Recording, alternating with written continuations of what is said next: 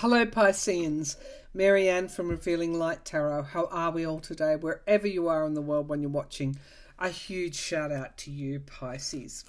Alright, I want to look at what's coming up in May for you. This is for your sun signs, rising signs, or if your moon is in Pisces, or any other major planetary placement is in Pisces. This reading might hold something for you, a message, a little bit of guidance or direction. If it's resonating, please claim it. If it's not, move on and come back to it, maybe in a week or mid-month, and see if there is something there for you. So let's take a look at what's coming up for Pisces. Pisces in May, please. Show me Pisces in May. What's happening for Pisces in May?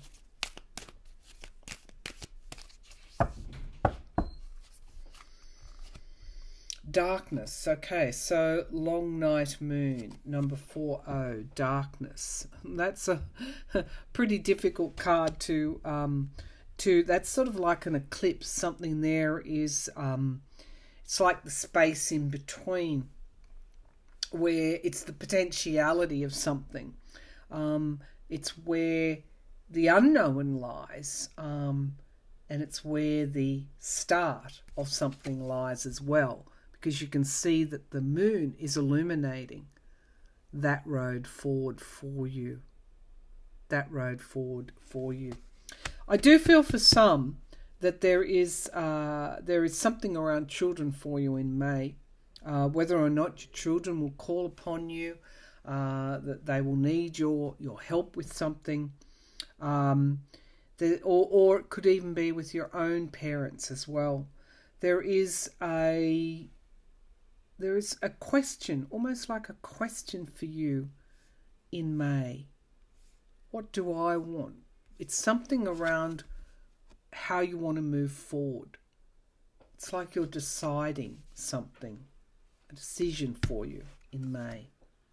The void. Wow. These are strong cards here for you. The void. There is something that you need to decide about your future in May. There is potentiality here. The decisions, whatever you do in May, will determine what road you walk in the future, what path you take.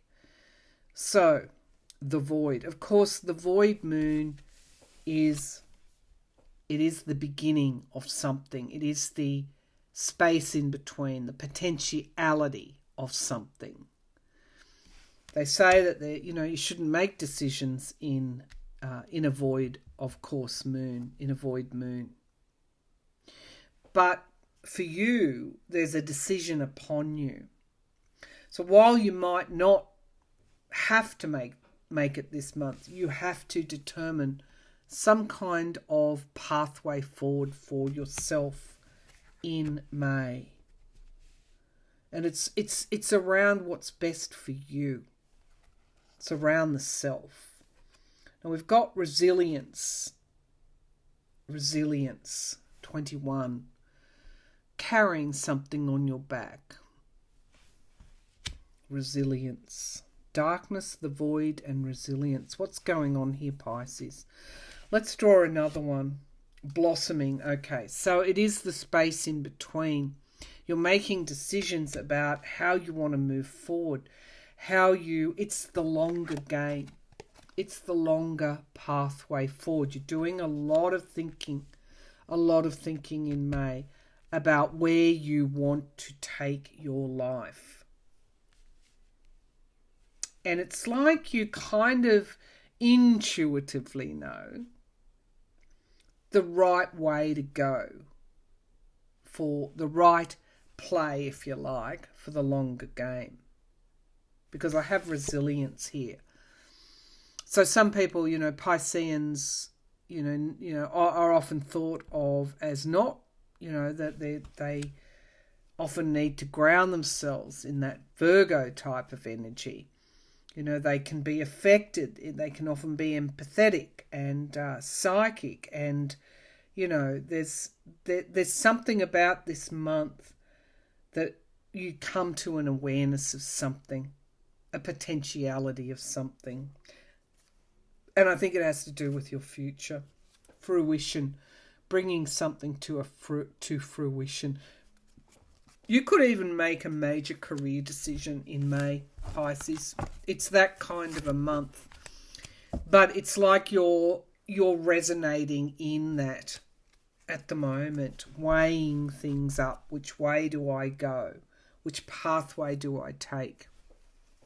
Let's drill down with the light seers. See if we can get any more detail. The Hermit, yeah, you're reflecting the community. You're reflecting on what you need. You're reflecting on your future, Pisces. And of course, Jupiter is moving in from Aquarius into Pisces. And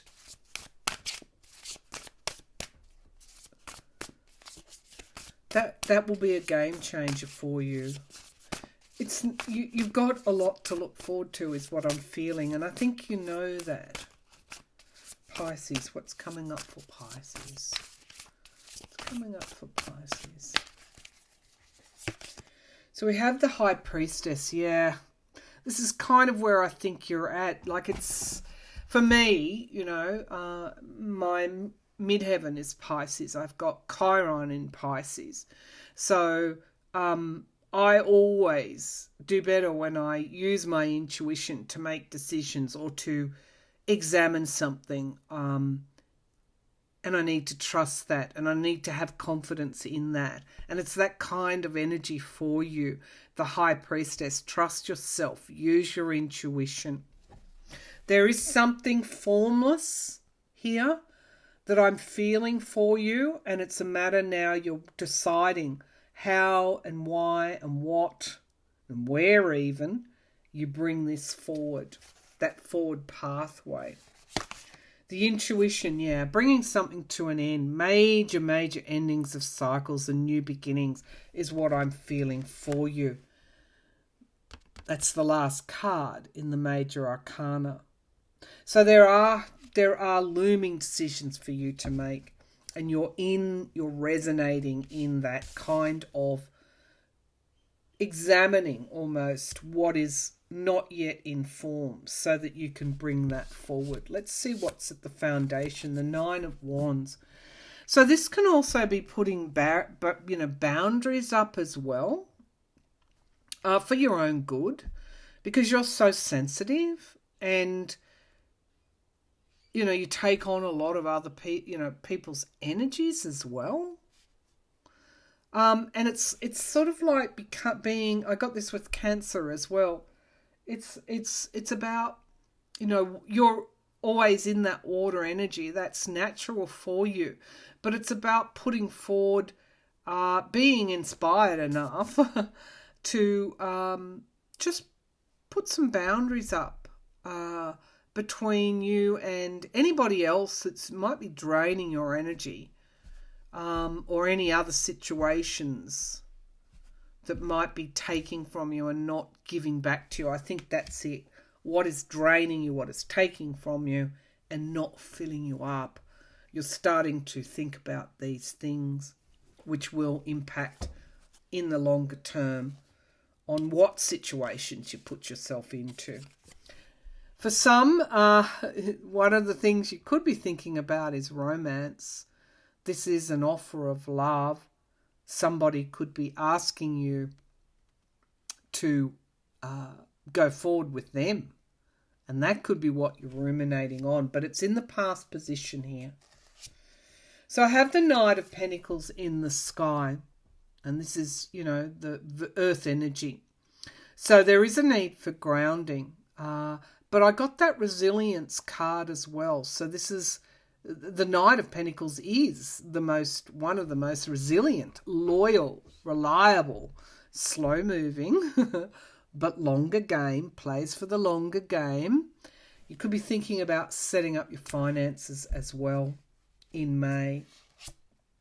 Ace of Swords, yeah, there's something new that you want to bring into form, Pisces, and I feel that you are ruminating on that in May. So you do get it. Well, I don't want to be predictive and say you get it right. You bring the right thing forward for yourself. I'm not going to say that. Just that in the immediate future, there is a new start, a brand new start for you in some way. The Three of Wands in the here and now. Look at the distant horizons here. Something, this can also be travel. Something is calling to you. Here we go, in the environment around is the Queen of Swords. So this is air energy. It can sometimes be Libran energy, Aquarius energy. So logic, getting the facts. When something's formless, one of the ways we bring it into form is through information and awareness. There's work that you have to do on something, and you're doing it. You know it, and you're doing it, and it's about your future. In the hopes and fears, the Nine of Cups, miracles, wish fulfillment, happiness. Five of Wands. So this can be dissension sometimes, but it's change. So what I'm feeling is somebody could even be putting pressure on you as well, demanding something from you. But I do feel that there is change, movement. It's like this knight moves slowly into the kind of energy. This Five of Wands goes nicely with this Nine of Wands, putting barriers up. If there is competition around you, people that, this can also often be partisanship, people that are not on the same wavelength as you, putting a boundary between you and them because you're sensitive and you feel all of that. Resilience, the Hierophant, moving into the higher mind. That is not so difficult this is Taurian energy, for you to do. It's being above all of this, I think, Pisces. If somebody is challenging you, if there is division there, and you're picking up on that energy, you simply need to move up into that higher energy, move above it. And that is easily solved. I keep coming back to romance, partnerships, networks. Something that was in the past might come into the future again. Again, a renewal of love. But there's decisions here for you. Have the Sun. I think the decisions are around your own happiness, where you want to be, family. I've got tens here, the Ten of Swords, bringing something to a conclusion. And we have the Hermit card again. So that void, being in that, I guess, that state where you're reflecting on your future. And I do feel for some Pisceans this message is strong, that what you're doing now will determine your pathway forward. You're thinking about where you want to be, what you want to do, how you want to do it. There's all these big life questions, and there was a beautiful orb, wispy orb, big life questions for you to confront, Pisces, in May. Thank you for tuning in.